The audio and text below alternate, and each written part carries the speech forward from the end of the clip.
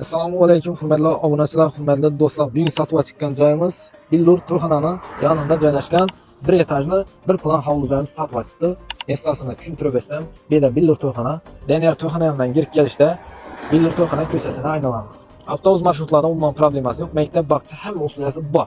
Joyimiz esa ichki qismdan oshib chiqsak ketdik. Hurmatli obunachilar, joyimiz ham yetib keldik. Joyimiz eni 20 metr, 34 metr hurmatli obunachilar. Joyimiz eldilerinde agarotlari bor.